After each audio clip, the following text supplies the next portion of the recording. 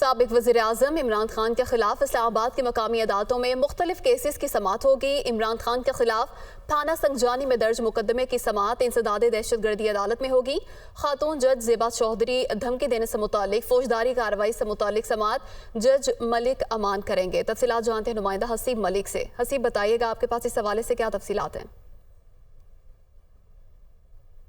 बिल्कुल, ये साबिक वज़ीर-ए-आज़म इमरान खान के ख़िलाफ़ इस्लामाबाद की मकामी अदालतों में मुख्तलिफ़ केसेस का मामला है, जिसके ऊपर आज उनके वकला की जानिब से अदालतों में पेश हुआ जाएगा। और अब से कुछ देर बाद इस्लामाबाद की इंसदाद दहशतगर्दी अदालत में, जो कि साबिक वज़ीर-ए-आज़म इमरान खान के ख़िलाफ़ थाना संजानी के अंदर मुकदमा दर्ज किया गया था, इलेक्शन कमीशन के फ़ैसले के ख़िलाफ़ एहतजाज से मुतालिक और दहशतगर्दी की दफ़ात समेत दीगर दफ़ात के तहत ये मुकदमा दर्ज किया गया था, जिसके अंदर उनकी ज़मानत की ये दरख्वास्त है, जिसके ऊपर आज इस्लामाबाद की इंसदाद दहशतगर्दी अदालत के जज राजा जवाद अब्बास हसन समाअत करेंगे। और उनके जो वकील हैं नईम हैदर पंजोथा, वो अब से कुछ देर पहले इधर इस्लामाबाद की जुडिशल कम्प्लेक्स वो पहुँच चुके हैं, जहाँ पर समाअत का अब से कुछ देर बाद आगाज़ किया जाएगा। दूसरी जानिब खातून जज ज़ेबा चौधरी को धमकी देने से मुतालिक केस है, जिसके ऊपर फौजदारी कार्रवाई से का ये मामला है और FIR थाना मारगला के अंदर दर्ज थी, जिसके ऊपर समाअत आज